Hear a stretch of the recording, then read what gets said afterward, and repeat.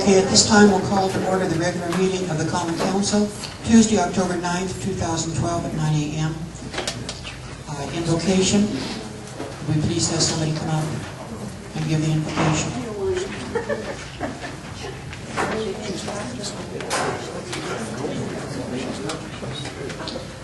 And after that, I will ask Mike to do the Pledge of Allegiance. Let's pray. Father God, we thank you for what you're doing to work in our town, Lord. And we just ask for your wisdom today for our council, for peace over this whole meeting. And we seek you in Jesus' name. Amen. Amen. I pledge allegiance to the flag of the United States of America and to the republic for which it stands, one nation, under God, indivisible, with liberty and justice for all.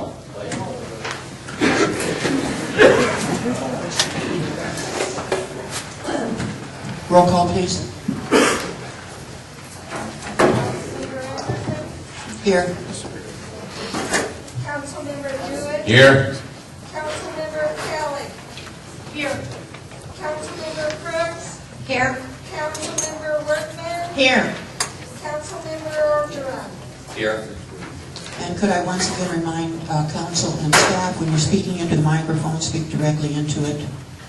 Thank you. Okay, approval. I make a motion, we approve the agenda. I want to pull 2 checks out. I want to pull 3 checks. I want 34436, and I want 34425. 344, 67, 73, and 74. And I would also like to pull number 3 on the consent agenda for discussion. All right, we have a motion. I amend my motion to include those checks and the pulling of the item 3 on the consent agenda. All right, we have, pardon? We have a motion and a Second. second. All right. Any more discussion? Being none, we'll go to the vote. All of those in favor? Aye. Opposed? Reports and announcements, I don't have anything at this time.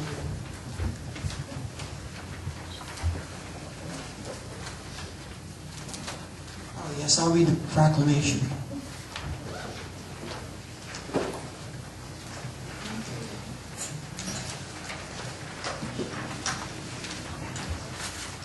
All right, this is Town Quartzsite, Office of the Mayor, a proclamation. Arizona Cities and Towns Week, October 22nd to 26th, 2012.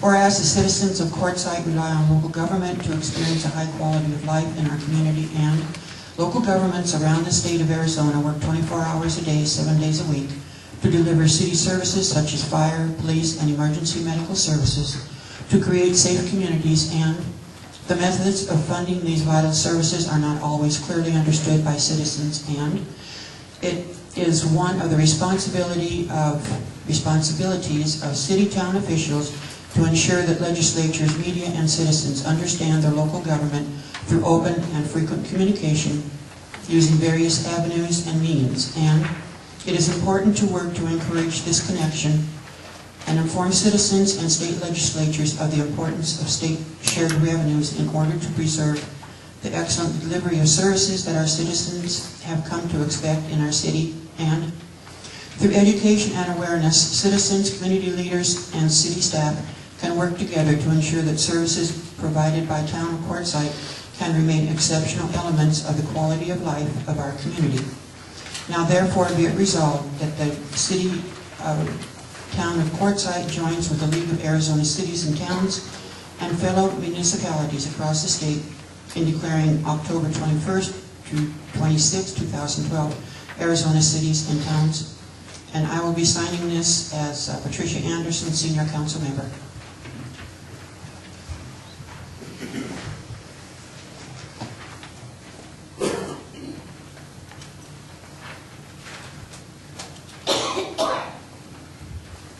Town Manager, please. Thank you, you very much.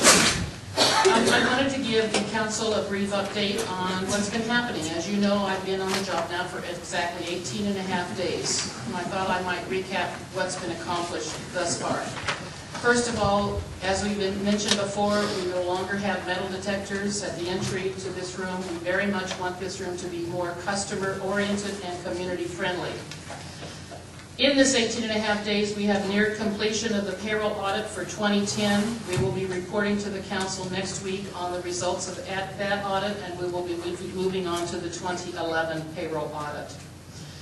In this 18 and a half days, I've reached out and had personal conversations with our contact at the State Attorney General's office and have asked for, and he has agreed to, a meeting. We'll be traveling there to meet with him. I have also had several conversations when I first reached out to the State Ombudsman's office for public records requests, and we're working closely with them to make sure that we are honoring our requests for public records. I've also reached out and had a number of conversations with our contact at the State Department of Public Safety, and I've also reached out and been working closely with the risk pool on our personnel-related requests for assistance. We have begun the budget review, including the review of the HERF funds. I am working closely with the independent auditor, and I anticipate that I will be able to bring the preliminary results of that review back to you at the next regular council meeting. I have resolved the previous utility issues with Mr. Kenny King and the RV show, and in about 2 weeks our staff will be meeting with his staff to resolve a go-forward approach to how we will deal with these things in the future so that we don't get into the tangles we've had in the past. I'm also working with staff on a better approach to how we address licensing and permits. One of the main things that my goal is that we look to other towns and see what their requirements are so that we're not on the bleeding edge, but we're actually doing things in a more appropriate manner. I'm also working with staff to begin addressing what I see are fair treatments for all businesses and all residents in the community of Quartzsite. That's one of our #1 goals, and it's something that the council put to me. We are holding a council workshop next Wednesday, October the 17th. We are going to be talking about open meeting laws, conflict of interest, and council meetings configuration. Our special counsel for personnel matters will also be meeting with us in executive session just prior to that workshop to discuss personnel matters.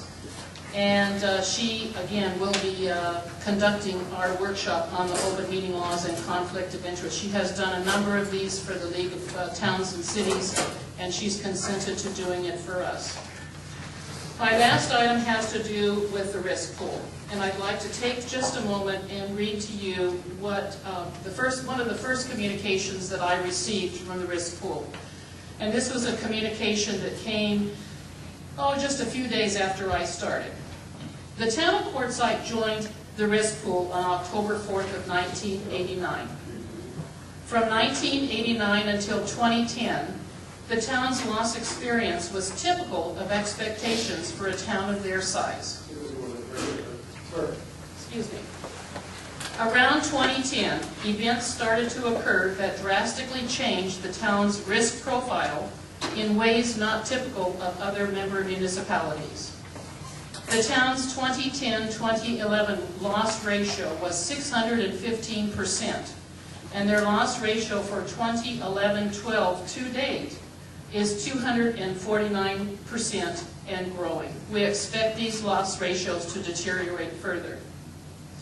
The majority claims in Quartzsite result from factional disputes by the town council and resulting employment decisions, including allegations of wrongful and/or constructive termination, harassment, and hostile work environment. Employment claims of this nature are typically costly to defend, and since they often have allegations of constitutional violations, they can also be subject to certain actions, meaning that the pool can end up paying for plaintiff attorney fees in addition to our own defense costs on behalf of the member. As the council knows, we have had some issues that have occurred since then. In a communication that came to me on September 27th, the pool wrote, The pool requests the town undertake immediate external evaluation of the release of defense attorneys' assessments of a certain litigation, as well as a review of town council communications on the whole to identify any other disclosures and fully assure the pool of no further inappropriate communications regarding current litigation that have occurred. We did provide that assurance. We did conduct the investigation at their request.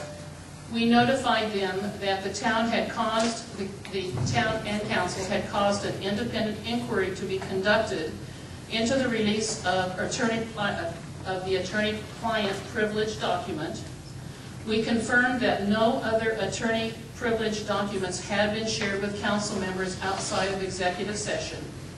And we confirmed that on a go-forward basis, we would ensure that any and all confidential briefings of litigation matters will be conducted as part of executive sessions authorized by open meeting law and protected by the open meeting laws. Any violations of the open meeting law would be reported to the Attorney General for investigation. That's what we have done. However, unfortunately, I must advise you that I was advised by the pool because of the last release of litigation information that we did receive yesterday, our official 90-day termination of coverage with the risk pool. We will have alternative coverage in place before that time. It will be more expensive. That is my report. Thank you very much. All right, consent agenda. I move we approve the consent agenda with the exceptions noted in approval of the agenda. Second. All right, I had also asked to move item number 3 into regular agenda.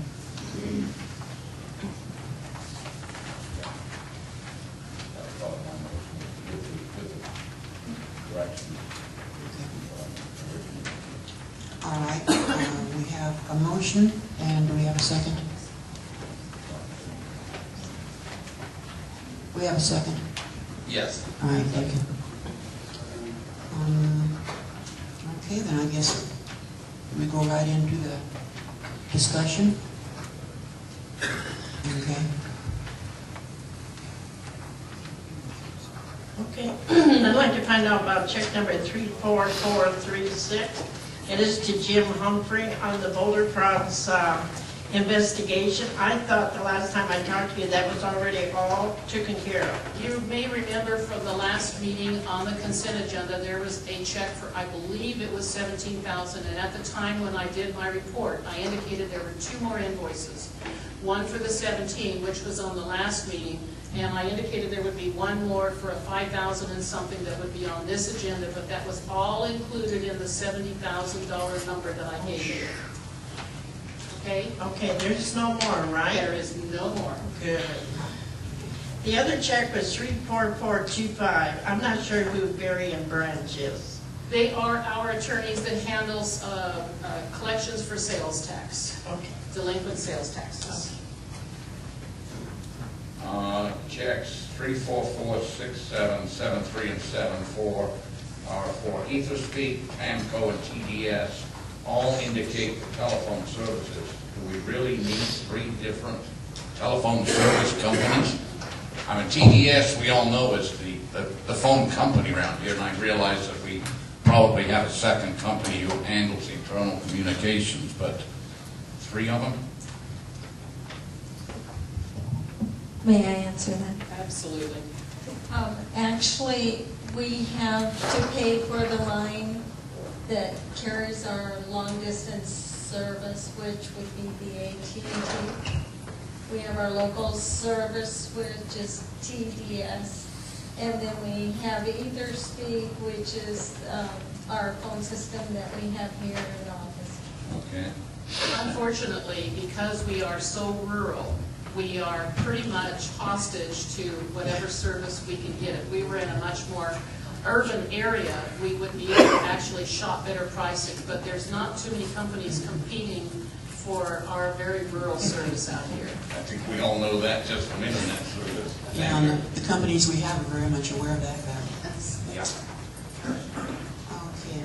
last of the checks? Yeah. All right. Item number 3, it's approved minutes of special meeting of October 1st, 2012. It lists the staff. I believe Emmett Brickerhoff was here as well for that meeting. My memory says you got it. All right, I'll make that correction. All right, thank you. All right. Then we need a vote to approve the consent agenda. Yeah. Okay, is there any further discussion? No. We'll go to the vote. All those in favor? Aye. Opposed? All right, thank you. All right, new business.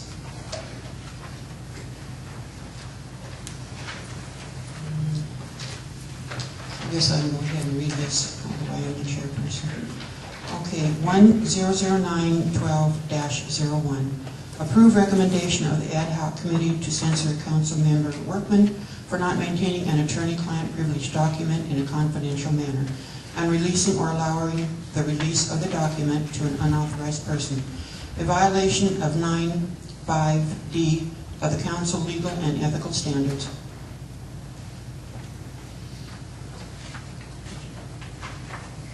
Now, before it goes to a vote, can I make a statement? I'll make a statement. Can I make that Pardon? motion first? Okay. Yes, I believe we do need a motion on this.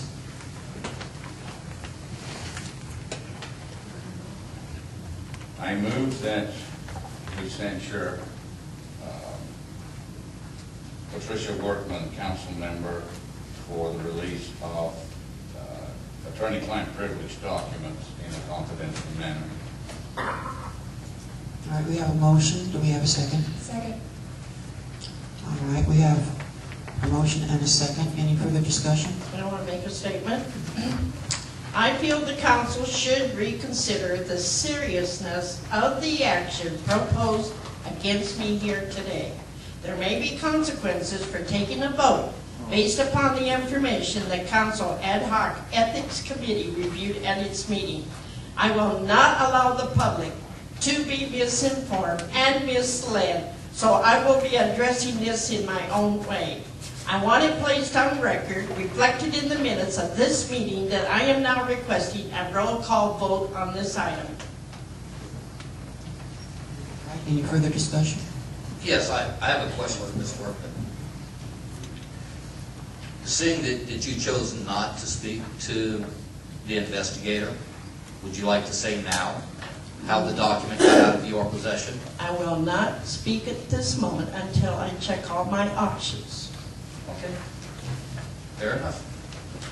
At the ad hoc committee meeting, a memo was read into the record, which turned out to be the draft version of a document. At this time, I have been asked to read the final version into the record.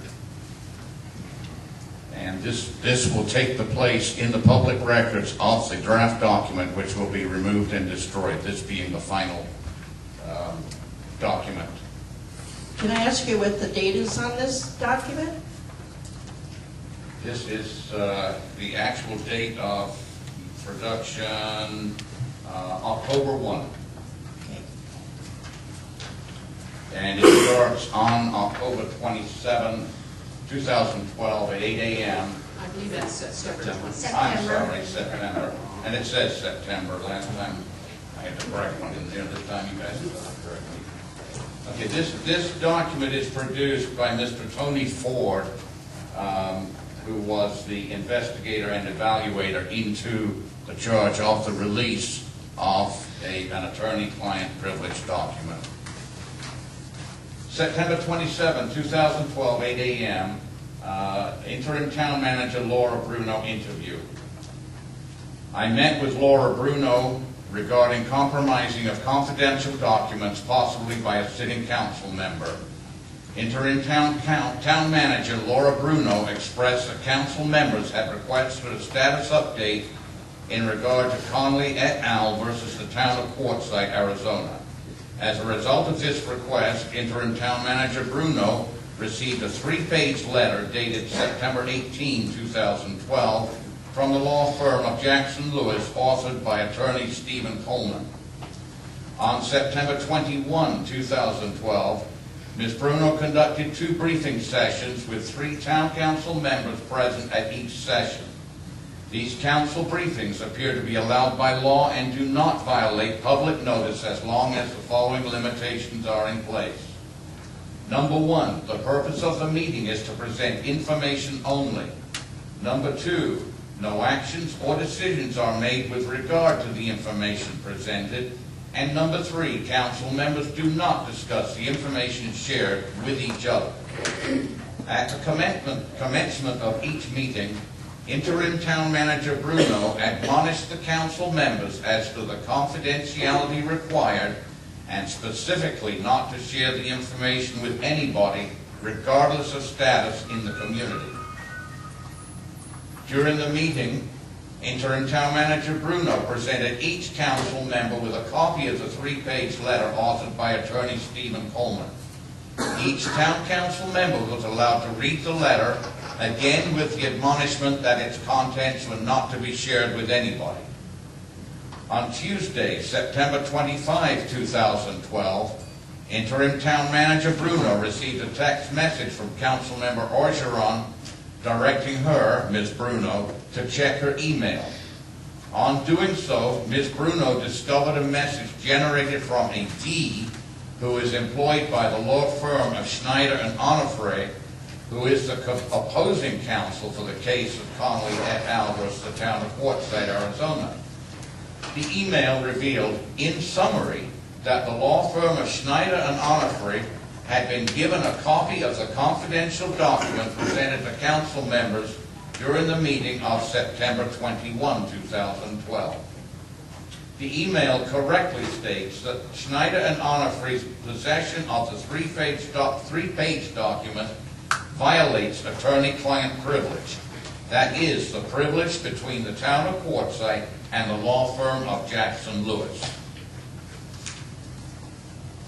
As a result of this disclosure, Interim Town Manager Bruno had a telephone conversation with Ms. Ann Gergen, who heads up the Arizona Municipal Risk Retention Pool.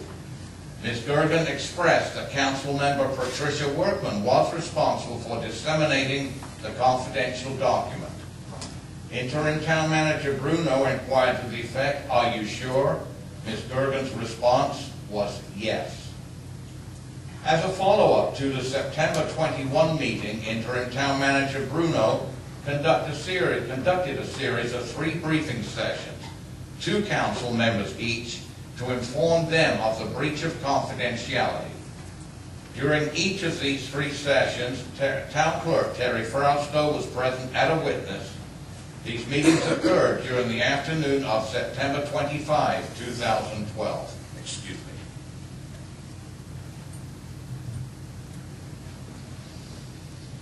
For the final meeting, council members Norma Crooks and Patricia Workman were present together with Town Clerk Frausto. As with all these follow-up meetings, no council member was aware of the nature of the meeting prior to attending. Interim Town Manager Bruno informed council members Crooks and Workman that a problem had developed that has direct effect on the town's participation with the Arizona Municipal Risk Retention Pool. Ms. Bruno informed the members that the 3-page letter authored by the law firm of Jackson Lewis, copies of which were given to each council member to read, had been released publicly. Specifically, opposing counsel at the law firm of Schneider and Onofre had been given a copy of the document. Interim Town Manager Bruno revealed to both council members Crooks and Workman that Council Member Workman was mentioned as the person responsible for the breach of confidence. Only after Interim Town Manager Bruno repeated herself, indicating that Council Member Workman had been named as the responsible person, did Councilperson Workman respond. Ms. Bruno recalls that Ms. Workman responded that Jade went into her, Workman's, materials and took it. Councilperson Workman offered that this happened when Jade, also known as Jennifer Jones, was visiting Councilperson Workman's home. The meeting ended with interim town manager Bruno emphasizing the magnitude of the breach of confidence. As a matter of procedure, I was shown a copy of the subject letter from attorney Stephen Coleman. This letter was the exact letter provided council members. I reviewed the outline of the letter for basic purposes only as to who authored the letter, the date of the letter, the approximate length, and finally the signatures of the letter's author. I did not read the contents of the letter, as I view the contents to remain privileged information.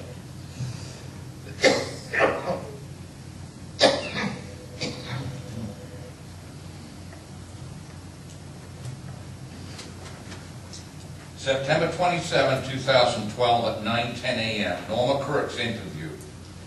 I contacted Councilperson Norma Crooks by telephone at her home. Councilperson Crooks expressed that she was aware of my role in helping the town of Quartzsite sort out various events that had recently occurred. I specifically explained to Ms. Crooks that the reason for my call was to inquire as to the events surrounding the two council briefings that had recently taken place. I directed Councilperson Crooks to the council briefing of September 21, 2012. Councilperson Crooks explained the council had never been briefed or updated on matters affecting the town of Quartzsite, specifically matters of personnel and ongoing litigation, so the council had requested a briefing. The meeting began with an admonition from Ms. Bruno that the matters to be briefed were confidential and not to be shared with anyone outside the meeting. Ms. Crooks explained that on the 21st, interim town manager Laura Bruno had briefed the members' presence, Crooks, Orgeron, and she couldn't recall the third member about personnel matters, a voter fraud issue, and finally a status update on the case known as Conley et al. Versus the town of Quartzsite. During the briefing regarding the Conley case, interim town manager Bruno presented each member with a copy of a status update letter generated by attorney Stephen Coleman of Jackson Lewis. Ms. Crooks indicated that the letter presented a good overview of the case. Councilperson Crooks said the meeting ended a short time later. Councilperson Crooks told me that on September 25, 2012, she received a telephone call from Town Clerk Frausto telling that her, Crooks' presence was required at another meeting with interim town manager Bruno because an important issue had come up. Ms. Crooks appeared as scheduled for the meeting at approximately 5 p.m. Present were the town clerk, interim town manager Bruno, and councilperson Workman. Only after the meeting began did Ms. Crooks learn the nature of the meeting. Ms. Bruno revealed that the confidential letter from Jackson Lewis, copies of which had been provided to council members, had found its way into the hands of opposing counsel at the law firm of Schneider and Onofre. It was further explained that the Arizona Municipal Risk Retention Pool representatives were expressing that, as a result, the town of Quartzsite insurance coverage was at risk. Councilperson Crooks said interim town manager Bruno told councilperson Patricia Workman that she had been identified as the person responsible for the distribution of the letter. Councilperson Crooks indicated that Workman remained silent for an extended period. That silence was interrupted only by Ms. Bruno again informing councilperson Workman that she had been identified as the person responsible for leaking the document or information. Councilmember Crooks said that Ms. Workman responded something to the effect of, "Okay, yeah, I didn't leak it, Jennifer Jones did." According to Councilmember Crooks, Councilmember Workman offered that her council packet was sitting there, indicating that she saw Jennifer Jones get it, the document, out of the packet. The meeting was terminated after interim town manager Bruno again reinforced the seriousness of what had happened. Ms. Crooks closed by saying that she was shocked at the revelation.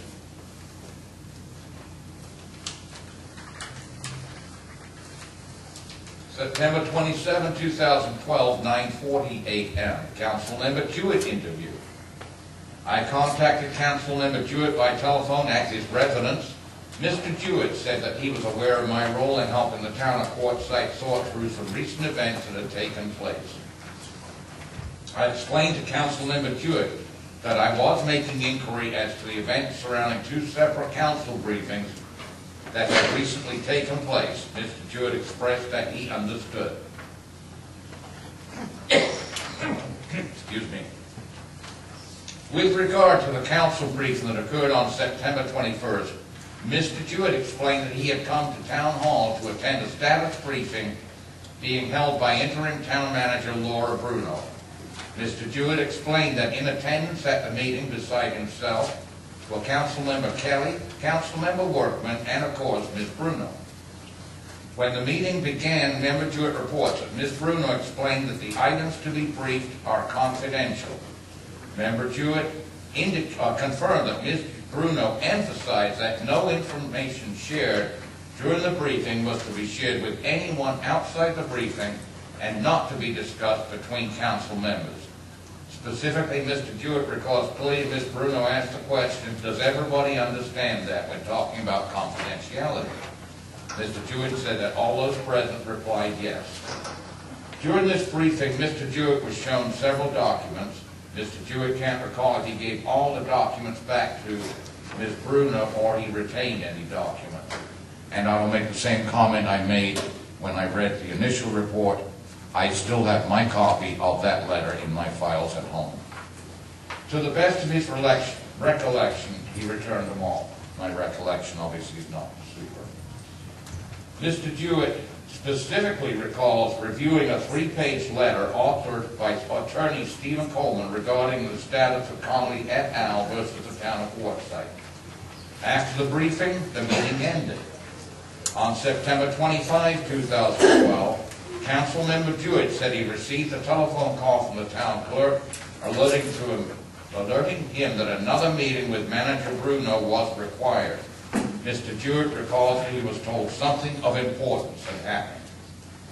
Councilmember Jewett attended the meeting as scheduled. At this meeting, Mr. Jewett was informed that the attorney-client privilege letter from attorney Stephen Coleman had been given to opposing counsel as a violation of confidentiality. As a result, Mr. Jewett learned that the Arizona Municipal Risk Retention Pool may drop the town of Quartzsite as a client. Councilmember Jewett said he was shocked at the revelation. Councilmember Jewett says he had heard the document may now be on the internet and learned that an acquaintance of member Workman had leaked the information. September 27, 2012, 10:10 a.m., Town Clerk Terry Frausto interview. I met with Town Clerk Terry Frausto in person at Town Hall. Ms. Frausto said that she was not present in any of the 2 original council member briefings, but she had attended a subsequent follow-up briefing.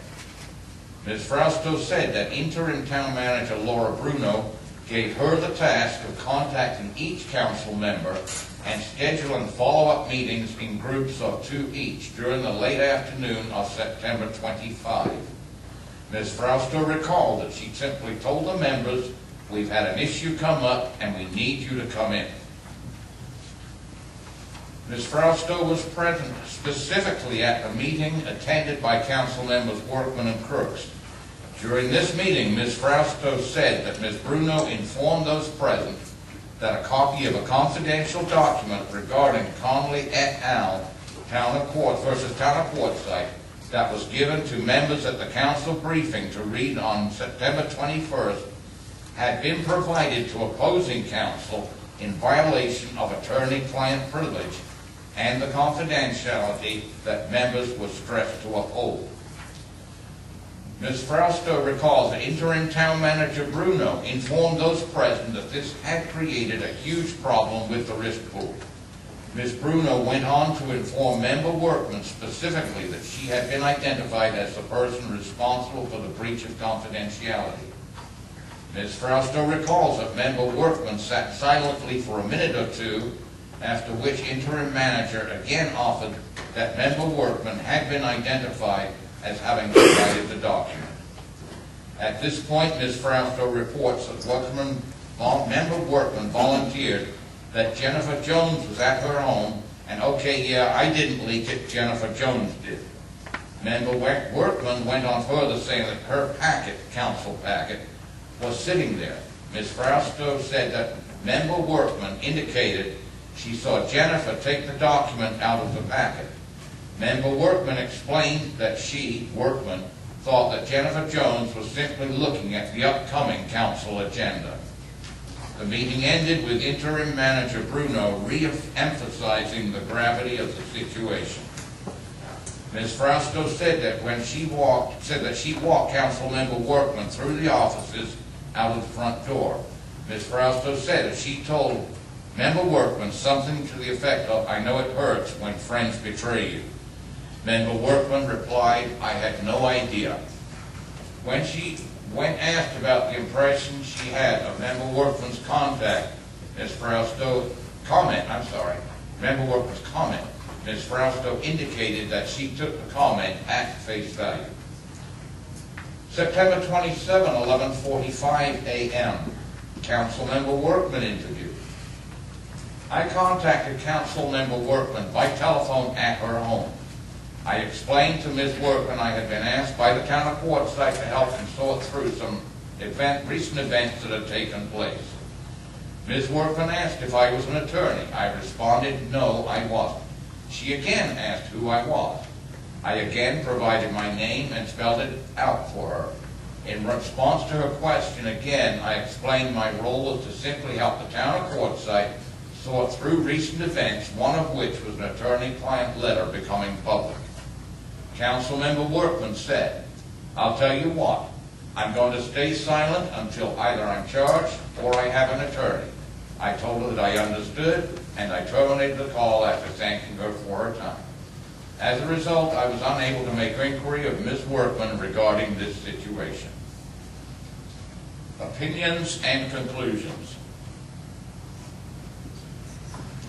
It is abundantly clear that all members of the Quartzsite Town Council were briefed in 2 groups of 3 by interim town manager Laura Bruno about members of concern at the council's request.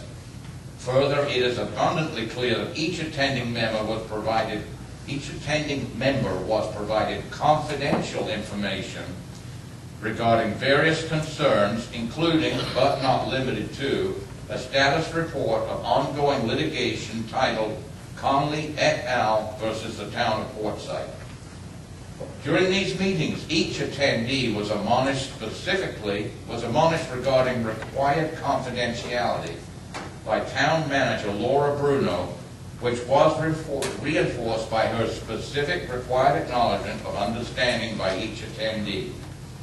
It is evident that members read a copy of a confidential 3-page document provided by the law firm of Jackson Lewis and authored by attorney Stephen Coleman. It is also without any doubt that a copy of this controlled, confidential document was provided to unauthorized persons, causing a complete copy to be provided to opposing counsel. Opposing counsel, Schneider and Onofre, recognizing that the document is attorney-client privilege, contacted the town's council, who in turn reported the matter to the Arizona Municipal Risk Retention Pool. While Councilmember Workman refused to be interviewed in this matter, there are sufficient witness statements whereby Councilmember Workman acknowledges some role in the document not being maintained in a confidential manner. I am disappointed that I was not afforded the opportunity to work with Councilmember Workman to obtain her help in resolving this issue. Finally, I did not explore the rumor that the document had been posted online. In my opinion, it doesn't matter if the document in question, which was confidential, has been provided to opposing legal counsel, or if it has or will be posted online. Confidentiality has been compromised regardless. Respectfully submitted, Tony Ford, October 1st, 2012, with his signature on it. Okay, is there That any, concludes my reading. thank you. Is there any further comments? Yes, I'm sorry, could you repeat that, please? I'm sorry. pardon? I didn't hear you. Are there any further comments? Any more discussion? I'd like to make a correction. Yes, I believe that Pat Workman stated that she saw her looking through her book, which she thought she was looking at the agenda, not that she saw her take the document out.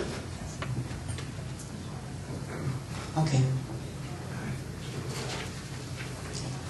All right now, any further discussion? Being none, we'll go to the vote. Those in favor? She requested a roll call vote. Oh, I'm sorry. A roll call vote, please. Councilmember Anderson, Aye. Councilmember Jewett, Aye. Councilmember Kelly. Aye. Councilmember Crooks. Aye. Councilmember Workman, I'm sorry. Nay. Point of order, I believe she is recused from voting. I'm Yes. sorry about that. Councilmember Orgeron. Aye.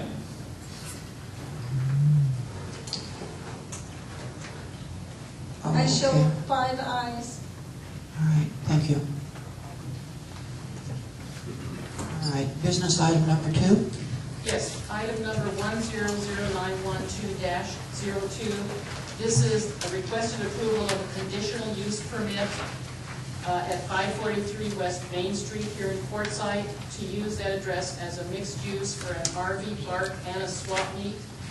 The applicants are Raymond Winiski and Christina Anastasia, and we have Ms. Beth Cross here to speak to it if anyone has any questions.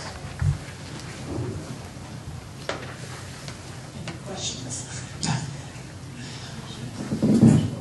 Are the property owners present? Could you come forward to the microphone, please, and identify yourselves? Just in case there are any questions, the property owners are here.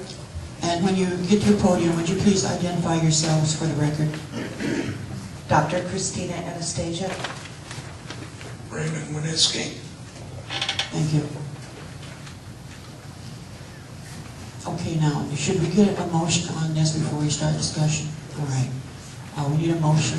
I move we approve conditional use permit CUP 092012-3, covering the property at 543 West Main Street to use as a mixed-use RV park and swap meet. Second.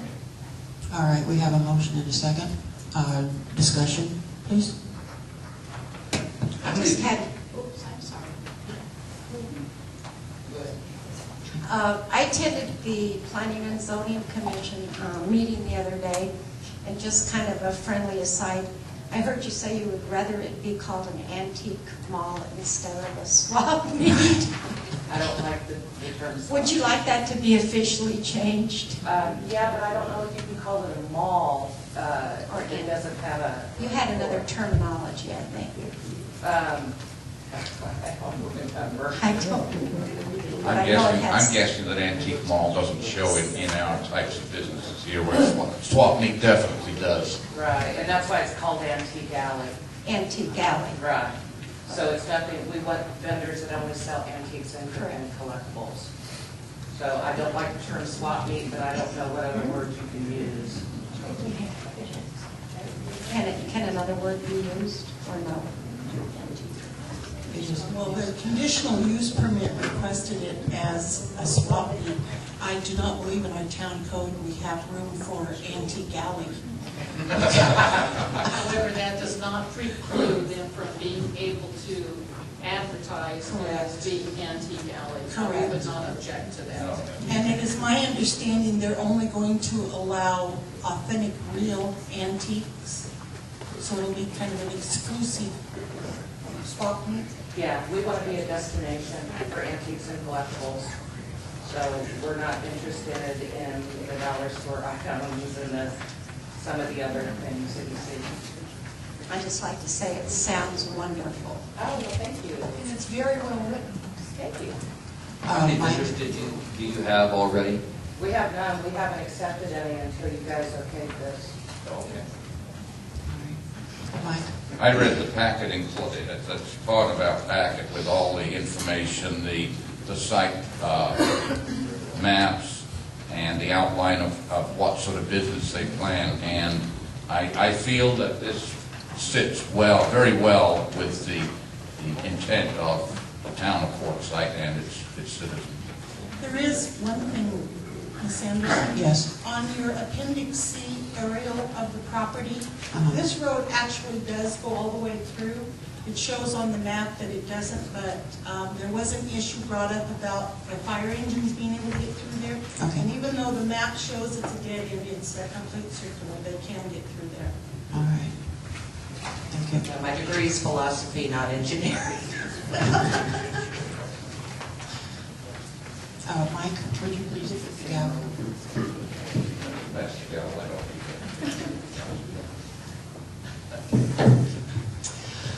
Okay, my husband and I also attended the planning and zoning meeting where this was discussed. And I echo their compliment to you about the packet that you presented. Very well done. Thank you. I see there were 4 letters sent out to adjoining property. That is correct. Okay. We got nothing back negative at all. Okay, no response from any of the adjoining properties. All right, thank you. Any further comments? We go to the vote. All in favor of approval? Aye. Any opposed? Motion carried. Thank you. Welcome to Quartzsite. Yes. That's it back.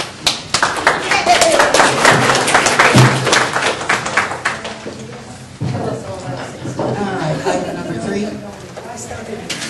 Item number 3 is to adjourn into executive session. Request the council's approval. Okay, we need a motion. I make a motion to adjourn to executive session. Seconded. All right, we have a motion and a second. Any discussion? Okay, being none, we'll go to the vote. Those in favor?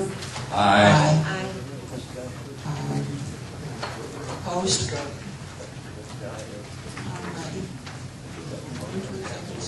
We'll go into executive session.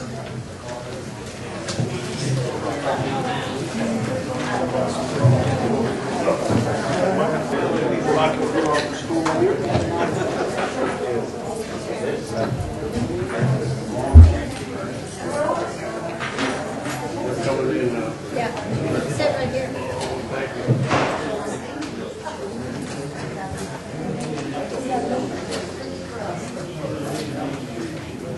Yes, sir. What do you think? I think we're gonna go cheat on.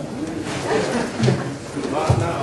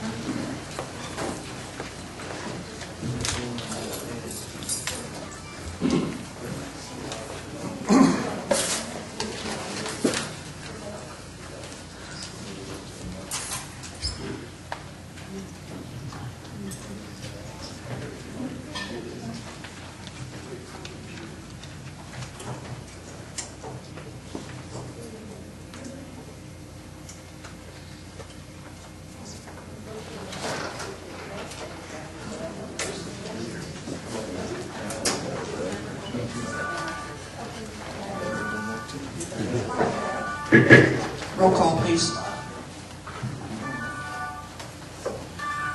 We'll turn it off. Supposed to be on. Councilmember Anderson, Here. Councilmember Jewett. Here. Councilmember Kelly. Here. Councilmember Crooks? Here. Councilmember Workman? Here. Councilmember Orgeron? Here. All right, item 4. Yes, item 4 is, excuse me just a moment here. 100912-03. 04. I'm looking for my copy here, I'm sorry. It looks like it's in my calendar, It's on the addendum. but I don't have it over here. May I ask Ms. Frosto to read it off? You don't have it either. Well, this is a fine how do you do. Can someone hand me a copy real fast? And I do apologize.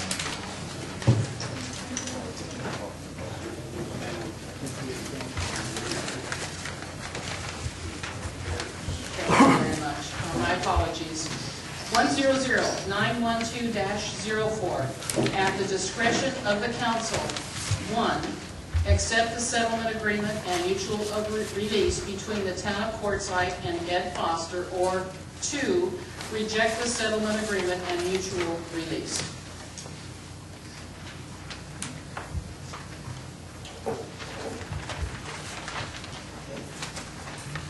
Mike? I'm reading this in just for the record. This is the motion from executive session.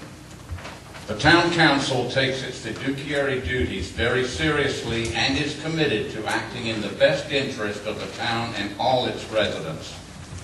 The council has recently taken a number of important actions, including appointing new leadership and clearly laying out a direction of working in the best interest of our community.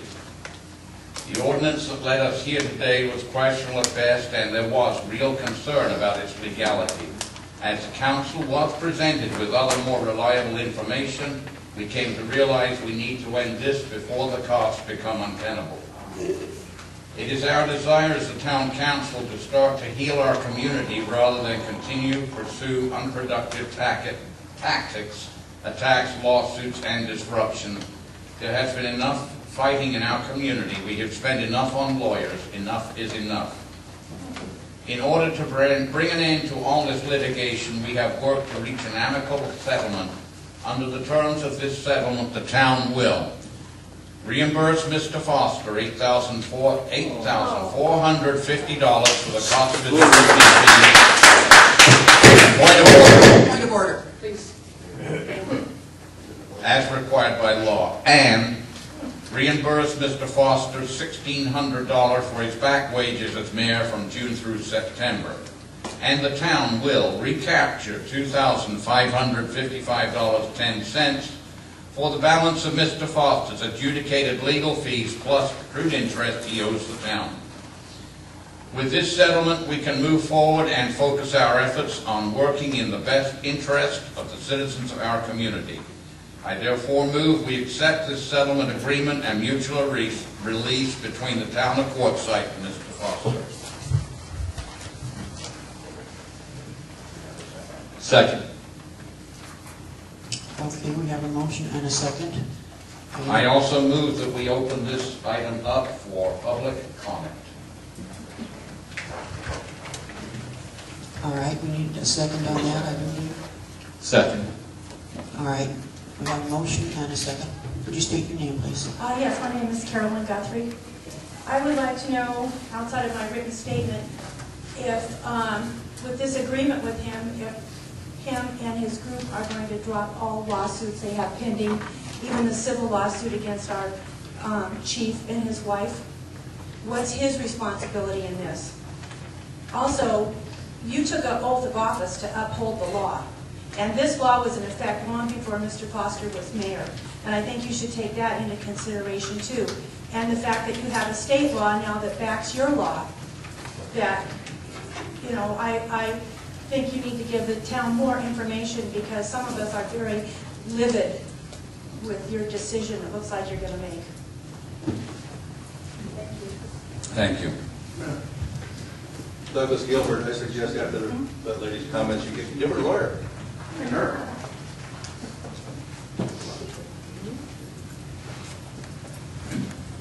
I'm Dean Taylor. citizen taxpayer of Quartzsite, I would commend the council on their decision to get on with it.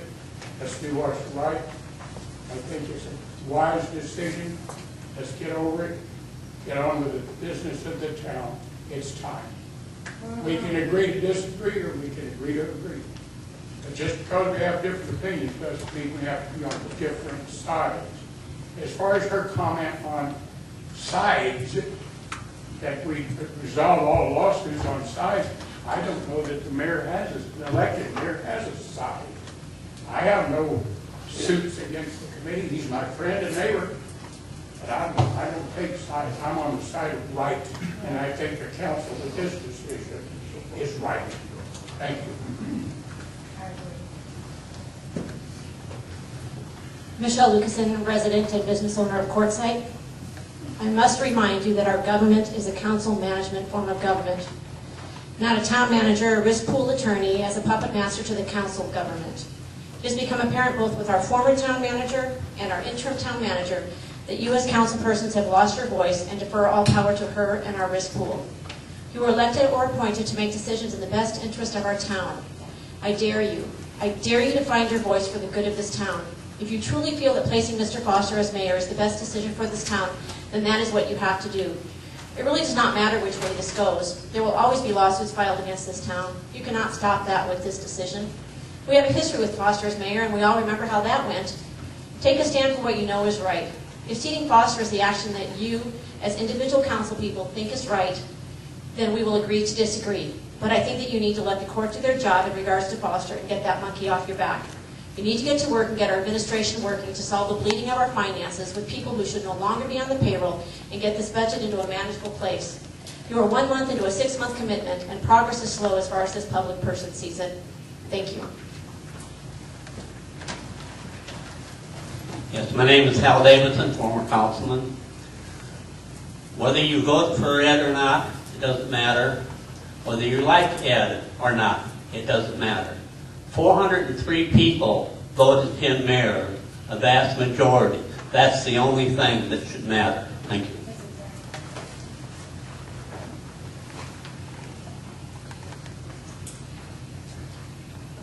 Steve Hardy's business member of Quartzsite, Arizona. We have a business here in Quartzsite, and we've been either as a vendor and then a permanent business since the early 1970s. We've seen the town grow and prosper, and now, like most of the country, the economy has slowed and stopped to grow. I have a business license, I pay my taxes, my water and sewer bills, I do business legally according to the written laws, and I expect everyone else to do the same without exception. We have been watching and listening to what is going on, the things I'm hearing from some of the people that they're saying they want to bankrupt the town. Why would that help the town? It would only help a few people. Please wait. Let the court make the decision. Otherwise, you will not know how they would have decided. And you'll always wonder, is this a way of healing the town or not? Please wait for the rule. Thank you.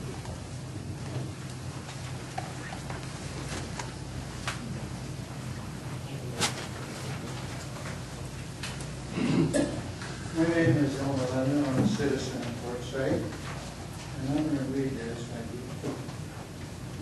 I'm not as quick as I used to be. The question here is the validity of town regulation regarding the qualifications of a person to serve as an officer of the town. The future of town rides on its ability to follow its rules. If it does not, there may be serious consequences to follow. One should study pro and con what such consequences might turn out to be before making a vital decision. If faced with a serious challenge of a regulation, the dispute should not be settled in-house but by a court of law. A treated lawsuit does not presuppose a verdict. Please do not endanger the effectiveness of this honorable body by invalidating one of this measure just to seat Ed Foster as mayor.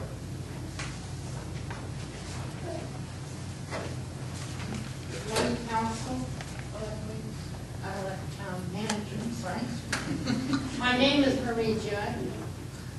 12-year proud member of Quartzsite, and I want to thank the opportunity to address you. Many years ago, the town council enacted a law to undermine corruption in elected officials by preventing a candidate from running for office who owes the town money. You're about to make a decision that will decide the fate of our community and undermine that law. Mr. Foster was not qualified to be on the ballot at all. And he has sworn not to pay. What you're doing is turning your back on a bully and settling with a bully. The risk retention tool, I'm sorry, you're gutless. You're not representing the town. You're representing your own self-interest. Shame on you.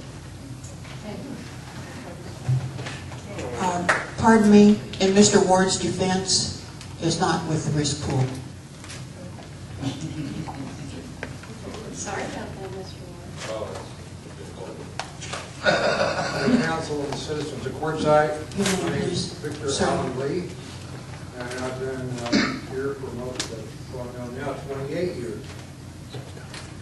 And I've seen our town go through great transitions. But in the last several years, I've seen it go through some high tribulations of things that have been done. And one of the things that I think is most importantly has been done to regenerate our towns is that the council has given up a lot of their responsibilities to the administration. I believe that you should recoup all the responsibilities that you're up there for and not be putting the burden upon administration, because it's your job to oversee the administration of this town. I've known Mr. Foster for several years.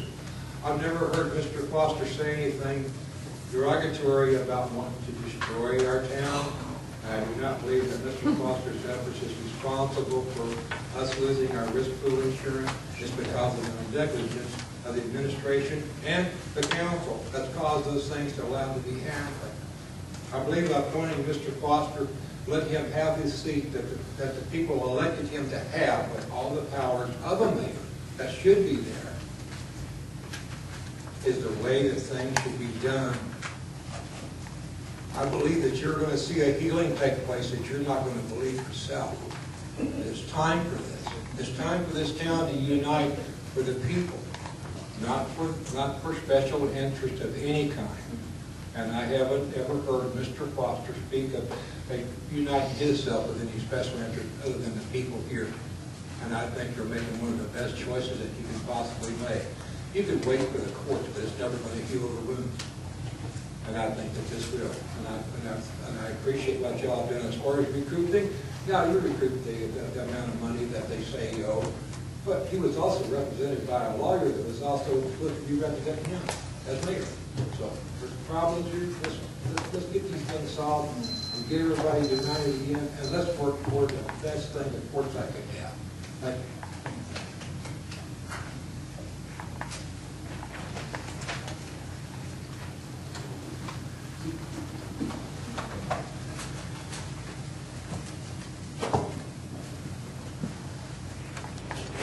Good day, council members, manager, Ms. Bruno, our guests, and all of our community.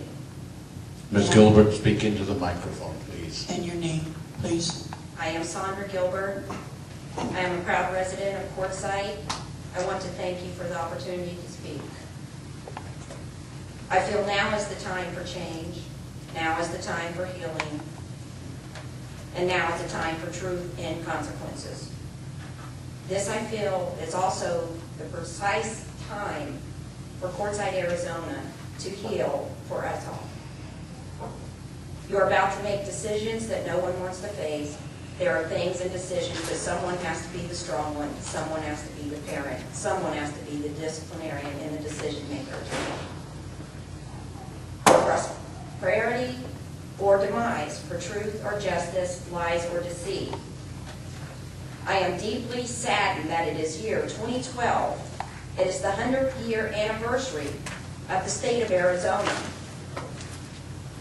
and that we have people that are still acting like we are behind the times and we do not fit in, and that Quartzsite, oh, that's just Quartzsite. Well, guess what? It's not. It's a wonderful place to be, full of wonderful people. It's the 100th year anniversary, and a lot of us are proud to be here, be part of it. There have been people who have created improper manners and improper situations in the past, but the past is gone. I plead with you to remember, though, some of the turmoil of the twice-censored, recalled Mayor Ed Foster that has brought to our community, along with many of his other followers and creators of much of this turmoil, who do not want the turmoil to end. Some, it's all part of the drama, all part of the excitement. We all hope to heal, and I will pray for them. The recall will start again and again, is what we are told. This is unfixable, and some fences are barbed wire, and they can't be mended. Thank you, Mrs. Gilbert. I'm sorry. We're trying to hold the time to 2 minutes per speaker. That wasn't said to anyone else, and everyone got to finish theirs. How much longer do we have? I just have a couple lines, but I would appreciate it. I've had 3 years of pain. I deserve 5 minutes without a smart-ass remark. Please speak to the council.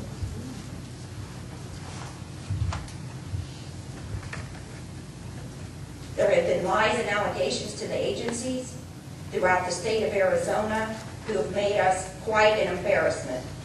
There have been lies that are created. When there is ego, for me, there is no ego in the word of mayor, honor, or God. It is a privilege to serve as town of mayor. It is a right. It is a privilege. And yes, it should be voted in appropriately. Ed Foster ran his campaign to say openly and publicly on a radio station that his campaign was to destroy the town, to remove the police chief, to take out the council, and to take control. That is on public record. Anyone can hear it at any time. To me, the definition of a mayor is kindness, goodwill, and good gesture. I have never seen this man, or if it was anyone else, this isn't personal towards him, that has not served or done anything in the community but caused harm. This is the time to take a stand. He has now demanded that you see him by law. He has made the statements just 2 weeks ago, again, publicly. He will not ever pay. I am suing the town now. I'm suing the town when I'm seated, and I'm suing the town afterwards with a smile on his face.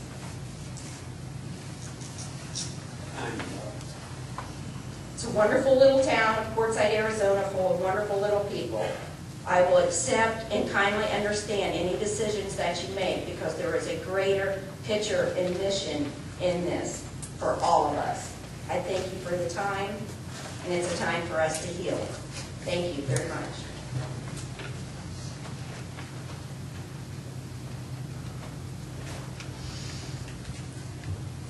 Good morning. My name is Carol Wurzberger. I've been resident in Quartzsite for about 10 years now. I have never spoken at a meeting before, and I'll keep it short. I'm not on one side or the other, but I lived in a town a long time ago that had this same kind of hassle back and forth, and it split the community, and it did irreparable harm to friendships that had been over years. And I saw the same thing starting to happen here. It is time to heal. Some people are not going to like your decision. If I heard you right, you're going to recoup what Mr. Foster, they say, is owed out of what some legal expenses he incurred that the town will pay him. It may not be a good decision for everybody. They're not going to like it, but you know what? It's one that's going to hopefully heal this town and forget the recalls and be satisfied and start building again. Thank you.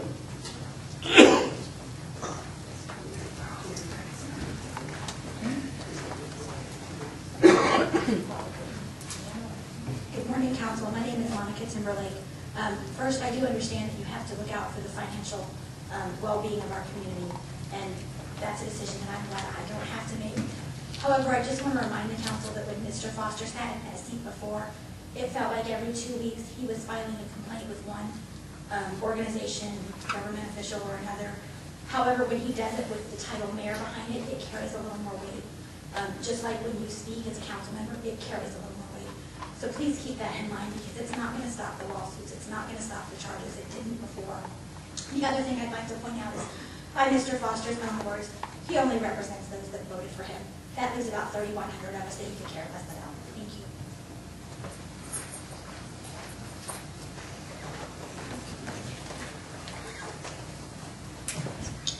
Anybody else would like to get up and speak?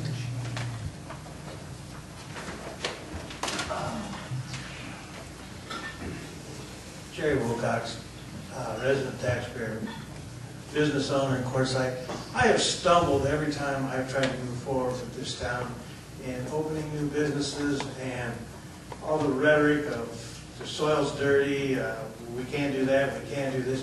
Never once have I heard this council say, we're going to change that. Mr. Foster got up and went on a situation where he says, well, yeah, we want people to come. I want people to come to Quartzsite. I had a visit with Mr. Osborne the other day.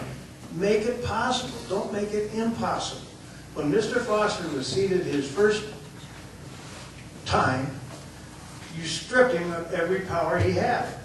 I mean, they didn't even give him a chance.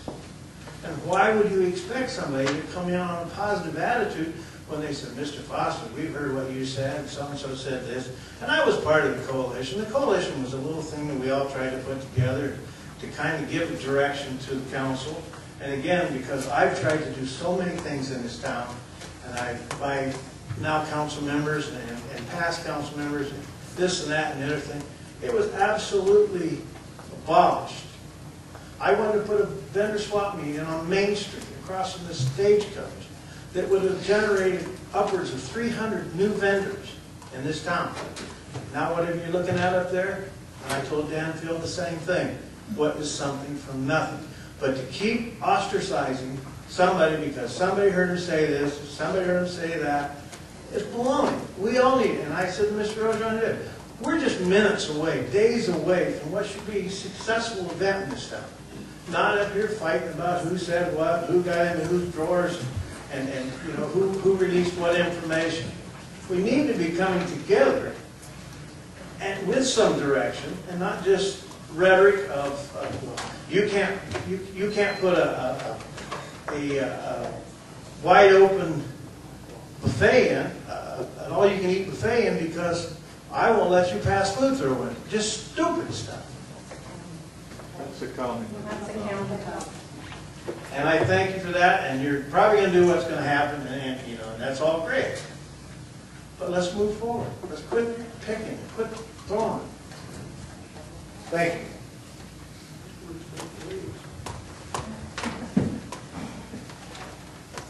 Anybody else? Yes, Mike. I would like to thank every one of you who stood up and spoke, be it on either side of this agreement. That is your right to speak, and it is our job to listen to what you have to say. And I thank you for your words. Thank you. Ms. Anderson? Yes.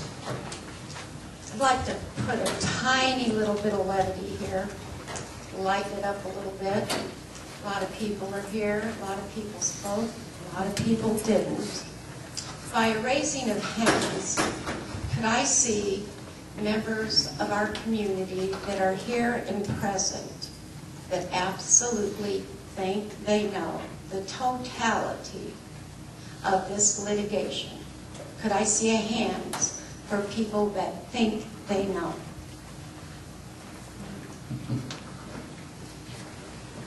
Two, maybe three. I'd like to see hands of people in this audience, in this community, that know pretty well much what the history of the ordinance was created for to begin with. How many think they know that? Thank you. Now I'd like to see how many people in this audience would like the court to decide the validity of the ordinance that was passed years ago.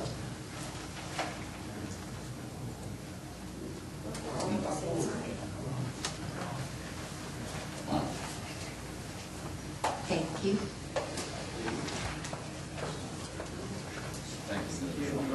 I know, but this is like, one copy.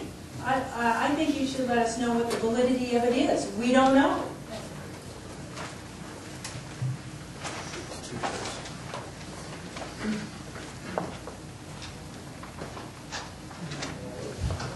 It's, you know, you gotta have transparent government, let us know. Here would be my best shot, my best opinion. I'm new to this council. I've been in this community 4 years. I've heard, not seen a lot about the ordinance. The ordinance was created, I believe, by a completely different town manager and town attorney. That it was and sounded like an ordinance that wanted people not to be taking seats on the council that were either owing the town money or had judgments against them. That at some point in time, the ordinance had an opinion written about it late in 2011 by the Goldwater Institute that they thought we should not maybe be using that ordinance to disqualify candidates. My assessment at this point is that that was not used against Mr. Foster when he refiled to run for mayor this time around.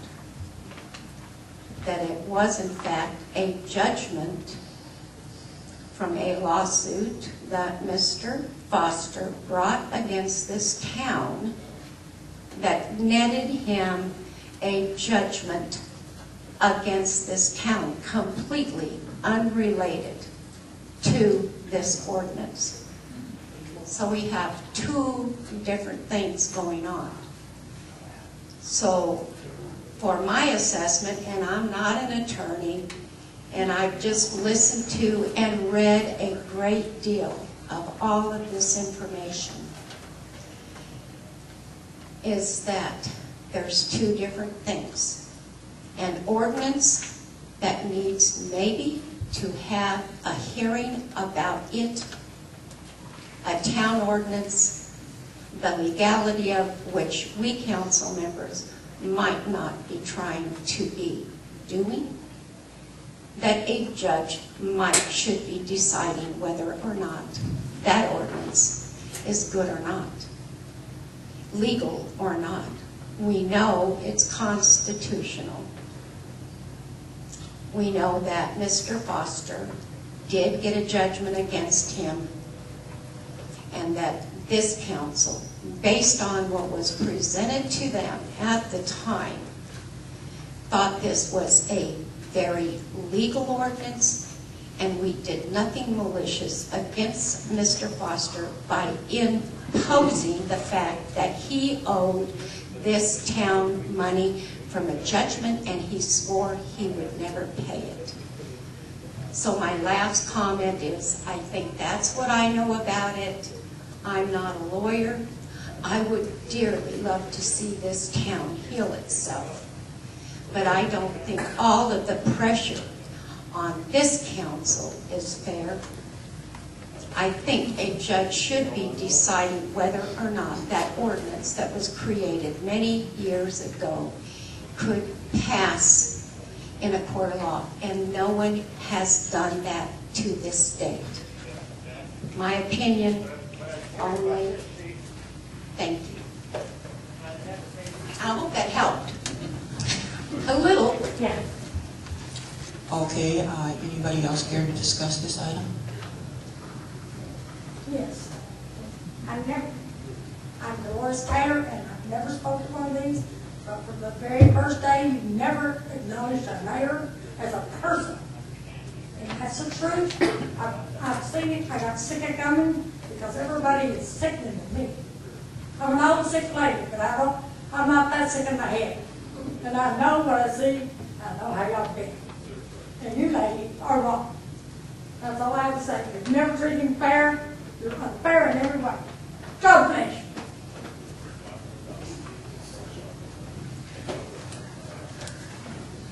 Okay, any more discussion?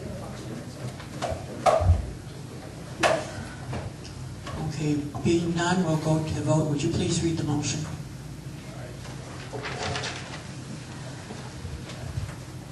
Motion without the information ahead of it, I therefore move we accept the settlement agreement and mutual release between the town of Forsyth and Mr. Edwards.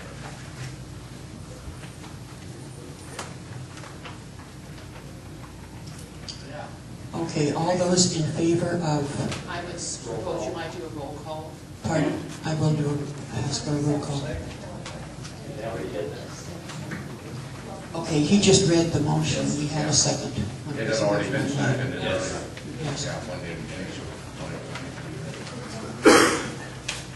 Okay, now if I can get this straight. Those in favor? Yes, we'll do this by roll call. I'm sorry. Okay, those in favor of, would you please repeat that? I'm sorry. I therefore move we accept the settlement agreement and mutual release between the town of Forsyth and Mr. Ed Faulkner. All right, those in favor of accepting the agreement, pardon? May I ask Ms. Frosto, would you read the roll, please, for a roll call vote? Councilmember Anderson. Nay. Councilmember Jewett. Nay. Councilmember Kelly. Nay. Councilmember Crooks. Nay. Councilmember Workman. Aye. Councilmember Orgeron. Aye. 4 nays, 2 ayes. The motion One seat fails. vacant. You'll lose 10 All right, times that what concludes you adjourn.